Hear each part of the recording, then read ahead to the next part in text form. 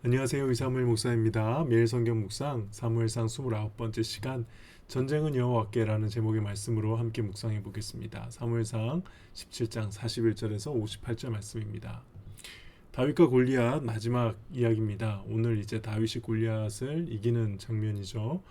다윗과 골리앗이 만났습니다. 다윗의 모습을 골리앗이 보니까 참 어이가 없었던 것 같아요. 굉장히 어린 애가 나무 막대기 하나 들고 나오니까는 화가 나서 이렇게 얘기하죠. 내가 나를 개로 여기고 막대기를 가지고 내게 나왔느냐.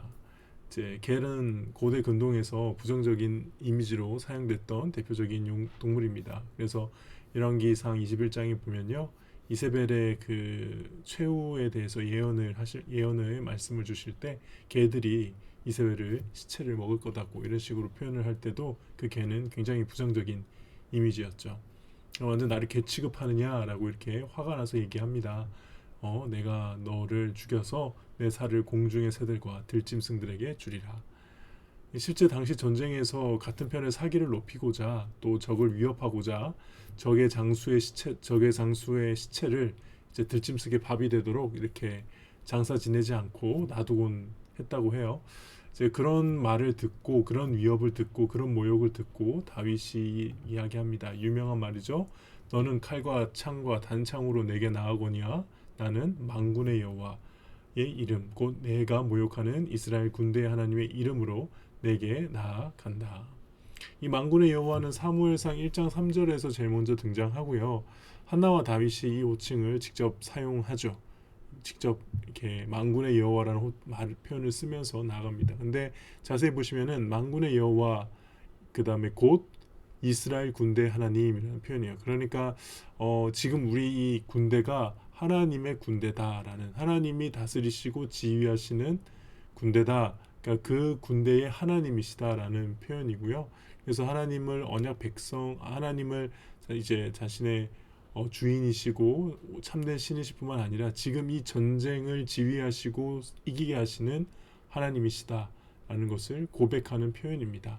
그리고 이 46절 말씀에 오늘 여호와께서 너를 내 손에 넘기리니, 이 내 손에 넘긴다라는 표현은요, 사실 하나님이 승리를 확신시켜 주실 때 쓰는 표현이에요. 여호수아서 6장 2절에 보면은 여호와께서 여호수아에게 이르시되 보라 내가 여리고와 그 왕과 용사들을 내 손에 넘겨 주었으니, 그러니까 이게 하나님이 하셔야 될 말씀을 다윗이 지금 넘겨주실 것이다 믿음의 고백을 하고 있는 거죠.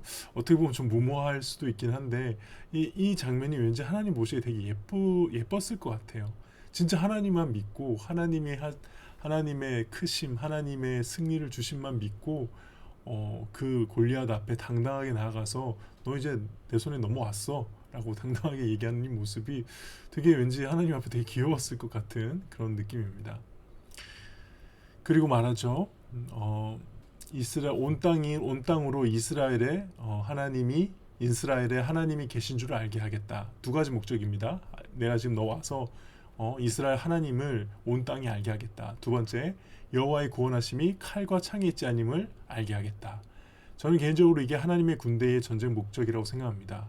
하나님의 살아계심을 드러내고 구원이 오직 하나님께 달려있다는 것을 나타내는 거죠. 대표적인 예가 여리고성 전투가 그랬고요. 기드온 300용사가 했던 전쟁도 그렇게 했죠. 그리고 나서 우리가 이제 잘 아는 장면입니다.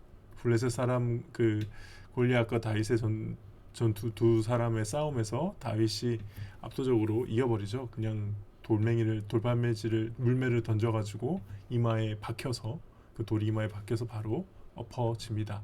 그래서 다윗은 달려가서 그 골리앗이 가지고 있는 칼을 빼가지고 목을 자릅니다. 사실 이거는 상대편 장수에게 줄 수 있는 최고의 모욕이거든요.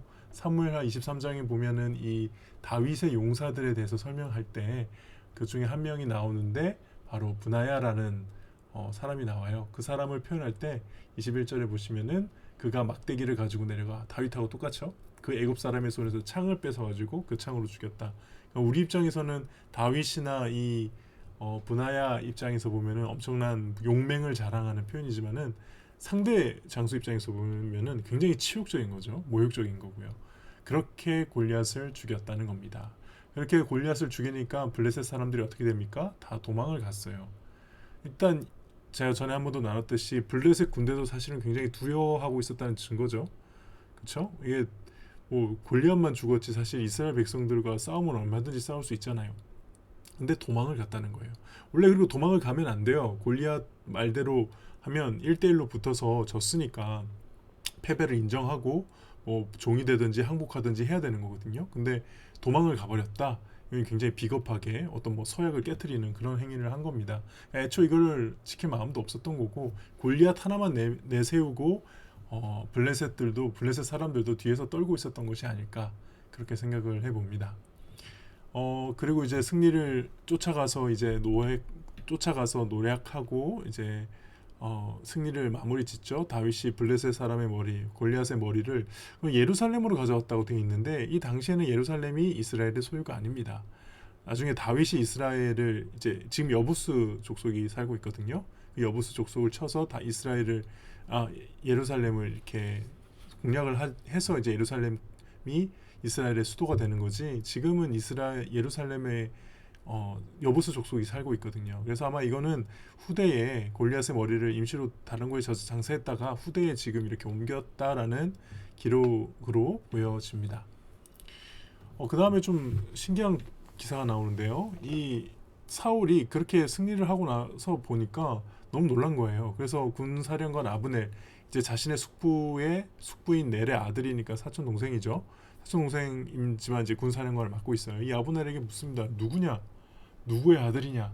근데 알다시피 지금 사울은 다윗을 모르는 사람이 아니거든요. 이미 자신의 그 악령이 들었을 때 수금을 탔던 사람이기 때문에 이건 다윗을 몰랐다는 게 아니라 도대체 이 다윗이 어떤 가문에 어떤 혈통에 이게 그 뭐라 그럴까 어떤 신분의 사람이냐 그 아버지가 누구냐 이렇게 물어본 거죠. 물론 사무엘상 16장에도 보면은 다윗이 이새의 아들인 건 이미 알고 있었지만 아마 이새에 대해서 주의 깊게 생각하지는 않은 듯해요.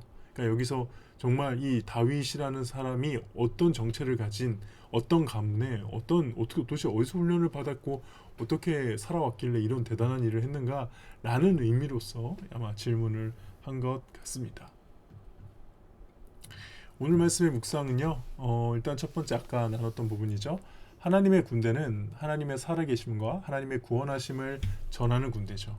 근데 이것은 우리 그리스도인들이 이 세상을 사는 목적과도 같은 것 같아요. 우리가 이 세상에 있음으로 인해서 하나님의 살아계심을 나타내고 또한 하나님이 구원하시는 하나님의 구원을 전해야 되는 것이 우리의 삶이 아닌가. 그러니까 우리가 하나님의 군대로서 사는 것이다. 이렇게 묵상을 해볼 수 있겠고요. 두 번째는 골리앗은 자신의 칼에 자신의 목이 잘렸죠. 그러니까 나를 강하게 하는 무기들, 또 나를 교만하게 하는 무기들이 나의 죽음을 앞당길 수 있다는 것. 그러니까 지금도 내가 가지고 있는 무기라고 생각하는 것들 오히려 내려놓고 하나님 앞에 겸손해야 되지 않을까. 다윗처럼 해야 되지 않을까. 이렇게 묵상해 봅니다. 그리고 사울은 자신의 옆에 자신을 위해서 수금을 연주하던 이 다윗의 진면목을 이제 알게 됐죠. 그러니까 사실 다윗이 어떤 사람인지를 미리 알았다면은 다윗을 찾았을 텐데 그러지도 못했다는 건 아무래도 사울이 이렇게 영적으로 어두워졌을 때 어떻게 보면 하나님이 쓰시는 사람을 알아보지 못하는 그 영안이 어두워져 있는 모습, 참 이런 모습을 좀 묵상해 보게 됩니다. 네, 오늘 묵상은 여기까지고요. 함께 기도하겠습니다. 하나님, 우리의 인생은 하나님의 군대로서 사는 것인 줄 믿습니다. 우리의 삶에서 하나님의 살아계심과 하나님의 구원을 전할 수 있게 하시고 겸손하게 내 무기라고 생각했던 건 내려놓고 하나님만 바라볼 수 있게 하여 주시옵소서. 감사드리며 예수님의 이름으로 기도합니다. 아멘. 네, 오늘 묵상은 여기까지입니다. 들어주셔서 감사합니다.